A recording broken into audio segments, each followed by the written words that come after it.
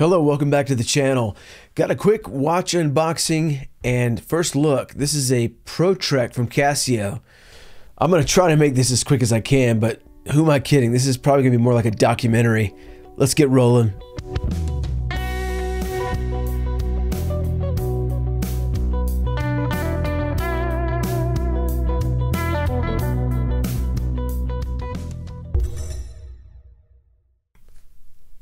Let's get started by jumping onto Casio's website and take a look at this wonderful looking watch. This is the Pro Trek, not a G-Shock, it's a Pro Trek PRW3510Y-8, and the big feature for me is this STN LCD display.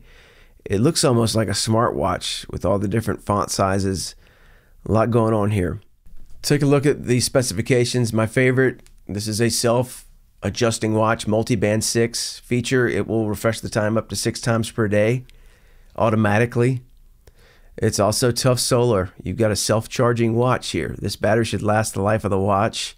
200-meter water resistant, low temperature resistant, a true ABC, altimeter, barometer, compass, thermometer, pretty much every spec that you would want. Let's go ahead and get this box open and see if it lives up to all of my expectations. Here's a quick look at the barcode. I did find this watch online for well under $350. I will put a link in the description below. But wonderful presentation, nice heavy duty box. Let's pop it open here. And looks like we've got a retail spec card there featuring the triple sensor version 3. It is our Pro Trek PRW3510 compass, thermometer, barometer, altimeter. If you're a collector or a retailer, you might appreciate that. Huge manual. I expect nothing less from this awesome high-tech watch. Of course, your warranty paperwork. Something I've never had to use is a Casio warranty because they make such reliable products, but it is a 1-year international warranty. I mentioned how big the manual is. This is a multi-language manual. English is the first section. It's the first 117 pages. So the first quarter inch of this manual is what you'll probably be using the most, unless you're a multi-linguist. In that case, you'll be enjoying this thing cover to cover. But very well written, easy to read Casio manuals as usual. But love the fact that they give you plenty of paperwork to support their product. Let's get the rest of the box opened up here. This is a heavy duty, nice box, and looks like there's another box inside the box. And this is a Pro Trek branded, looks like some kind of a composite or particle board type little box. See if we can pop this lid off here, and okay, it just pops off. And there's our watch. It looks like, this is the first time I've opened it, but it looks like it's in there upside down. I'm not going to get too upset about that. Let's pull the watch out. That's all that matters, right? These watches are always well packaged, well protected, so I appreciate that. Let's pop off this last piece of protection here and take a look at this thing. And wow, what a gorgeous mineral crystal, wonderful STN LCD negative display there. Very easy to read. Love this strap. You got Pro Trek branding all over it, but very premium feeling strap. Wow. The buckle. Wonderful first impression here. Silicone. Does not feel like your typical acrylic strap that you get on a Casio, which I really appreciate. Flip it over. Look at this stainless steel case back here. Got the laser etching here. Pro Trek multiband 6, made in Thailand. Overall, what a great first impression. I'm in love, man. This thing is amazing looking. Take a closer look at that triple sensor there that allows this thing to perform the way it does. Got some raised branding on the rubber strap itself, and some Pro Trek on the keeper. Got a blacked out stainless steel buckle and a skeletonized tongue there. Casio branding, Casio Japan etched into the buckle there. even though this watch is made in Thailand. Maybe the strap is from Japan, I'm not sure. But overall, excellent detail, excellent quality feel on this watch.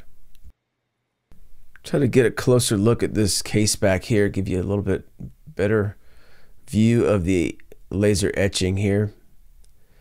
Multi-band 6, tough solar etched into the back. This is a stainless steel watch case and bezel. And in spite of those materials, the advertised weight is 3.4 ounces, very manageable weight. Not the lightest watch in the world, but probably the perfect balance, in my opinion. Well, that's everything that's in the box. Let's go ahead and clean the desk off, reposition the camera, and get a closer look.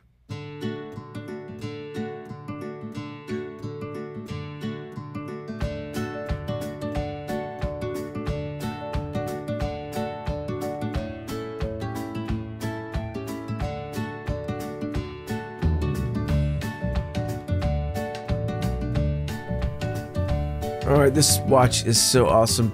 The bezel is not detented. It's a very smooth action on this bezel, but it doesn't feel like it's going to be easily nudged out of place. Very precise and easy to sweep across.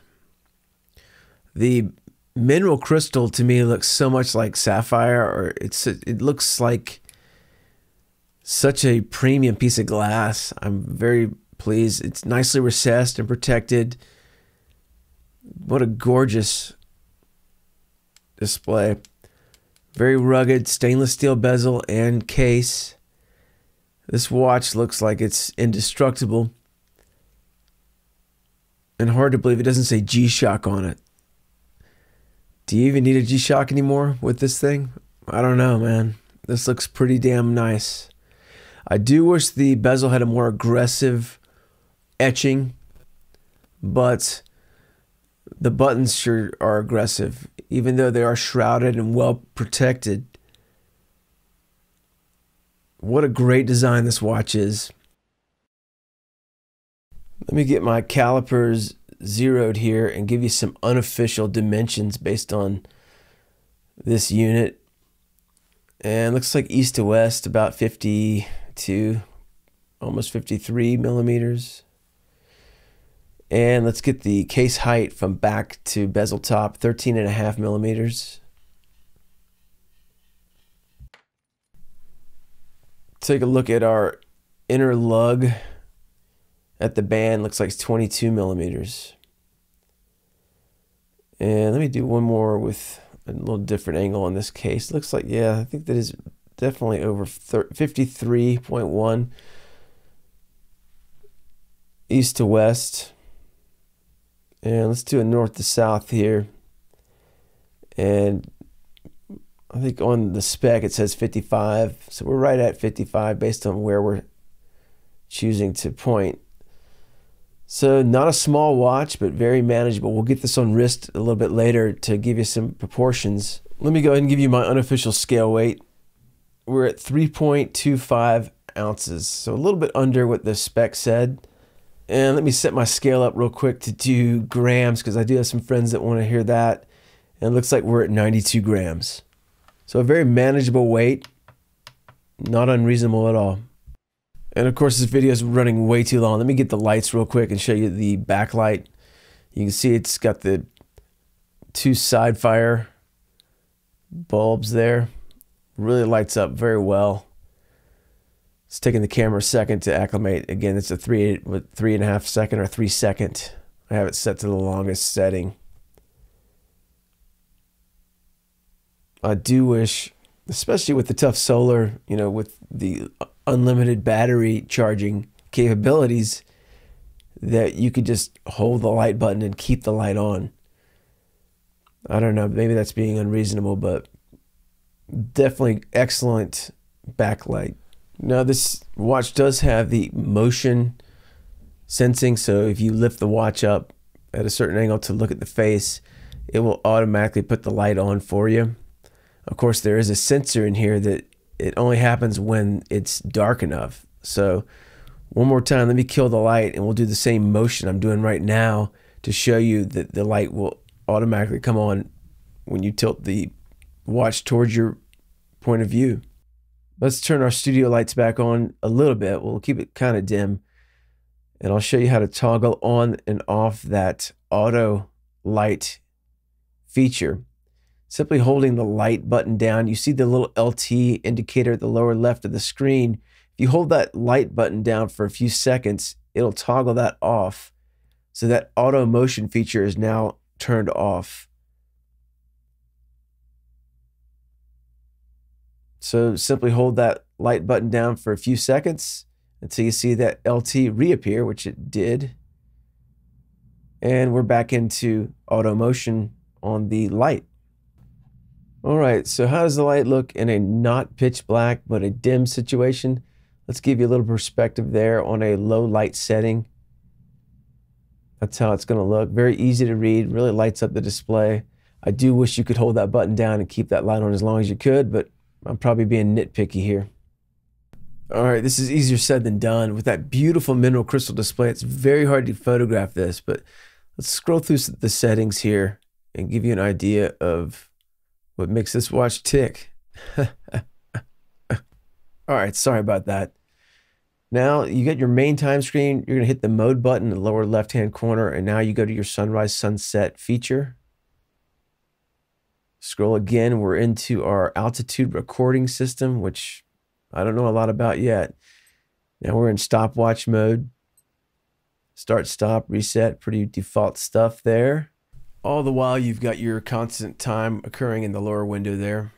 Let's do the countdown timer. Start, stop, reset. Next screen is our alarm and your signal. You can turn your signal on and off. You have 4 alarms and 1 snooze alarm. And back to our signal, you can turn that on and off and program it when you'd like for that to signal. World time mode, I always leave mine on London, but you can go west and east and select a default city to have your world time. Here we have our receive mode. You can program it what time you want it to auto calibrate. Right now it's defaulting to 12 o'clock midnight. You can hold it down and put it in manual mode to receive your multiband 6 signal to calibrate the time. And you'll see this start to calibrate and power through. We're not going to do it now, but you can do a manual sync anytime you want, but you can also trigger it to refresh up to 6 times per day, which is very cool. All right, so let's look at the adjust button, upper left-hand corner. How to adjust this thing. You hold it for a few seconds, it puts it into time zone mode. So you're gonna basically scroll through east and west or vice versa to find the city that's nearest to your time zone around the world.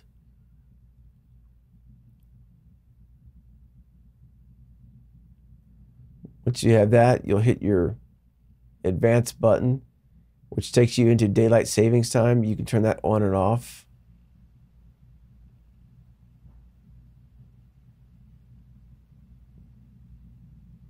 "12-hour, 24-hour mode, you can change that to military time.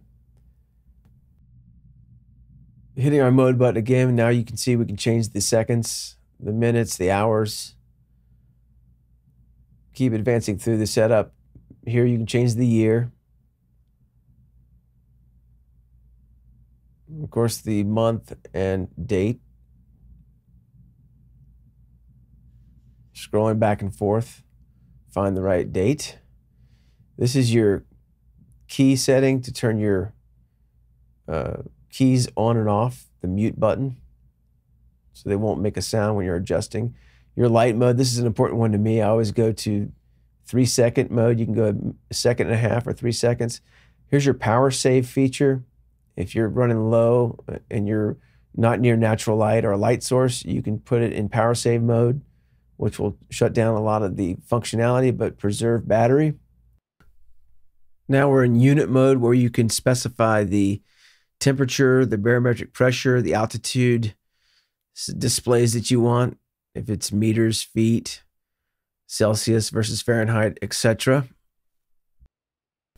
And that brings us full circle back to the beginning. So hopefully that gives you a little bit of an insight of how easy it is to adjust this timepiece. And I promise you, I was trying to make this a quick video, and it's just so hard to do with such an awesome watch. Let me show you real quick the compass. You hit the upper right hand corner button to put you into compass mode. There's a little bit of a triple dot showing you due north. And of course you got a wonderful bi-directional bezel here that you can slide to acquire the proper direction. Very smooth.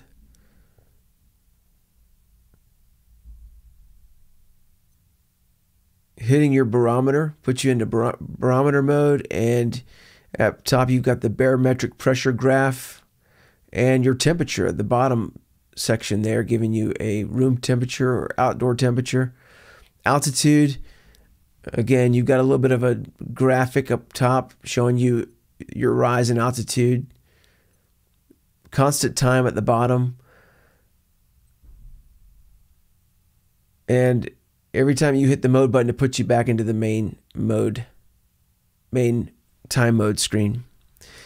Anyway, that's a quick look at functionality. I know there's a lot more to this watch that I don't know yet, but I'm going to get this thing outdoors and try to put it through its paces very soon, and I'll keep you posted on that. All right, let's do some quick side-by-sides. This is the legendary G-Shock GW6900-1, one of my favorite all-time watches. I have reviewed this one before. Checked out that video. And this gives you a really good contrast between the two. The G-Shock is a lot more acrylic, and this Pro Trek's got a lot more steel and a lot more screen. Look at the 737 size of the actual time itself is a lot bigger. That negative display, a lot easier to read, arguably.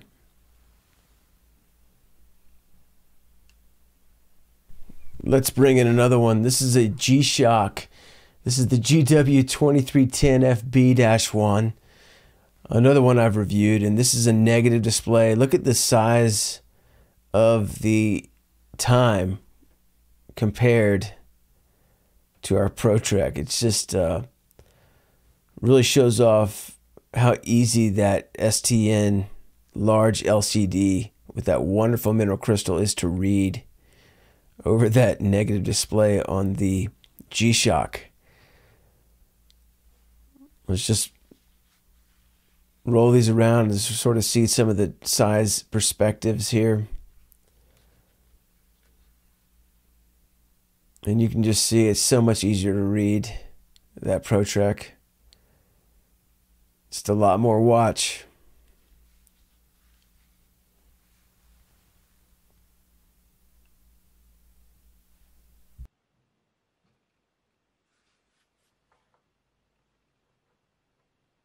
And last but not least, we've got to get the Seiko Skx007, the legendary analog diver watch of all time. One of my favorite watches ever made. This is a gorgeous watch. Just to give you a little bit of comparison here. Why not? Got an awesome NATO Blue Shark strap. I love those straps. Those guys make very awesome straps. And definitely not apples for apples here, just two different genres, but both scratching the itch respectively. They're both very awesome, and glad I have them both. Beautiful. Finally, let's get this thing fastened to my wrist. As you can see, I've got 3 notches from the end on my smaller wrists. Still fits very comfortably. And it feels like I'm wearing a watch, man. This is not a lightweight watch. Again, 3 1/4 ounces, but it feels very premium. I know you hear that a lot, but it really feels good. This feels like it feels like a way more expensive watch than $350. I'll tell you that much. And we'll try to spin around and get some different angles here in just a second. I'm really digging this watch. I'm very happy with this purchase, and I'm so happy. It feels way better than I thought it would. I thought, well, wow, this is an aggressive steel watch. It's gonna be, you know, kind of heavy and clunky, but man, it's sweet. Let's get a couple of different angles here. And again, I'm just very pleased. So my final thoughts: this watch is everything you could want in an outdoor action / adventure watch. You know, if something comes up and I find something that I don't like about it, I'll update you. But I can't wait to get this thing out in the field and just, you know, put it through its paces. You know, I really think that if they were to release another Commando or Predator or Arnold Schwarzenegger movie in this age, you may be looking at the new Arnie. I mean, this is that good, and it could be well on its way to being a legend. So thumbs way up. Very happy, and very much worth the price tag. It's $350 MSRP, but if you can find it for less, grab one. Let me know your thoughts, and I really appreciate you sticking around. I know this was a long video, but I've been away for a little bit, so glad to be back. Stay tuned for more content. I really appreciate you watching. I'll see you next time.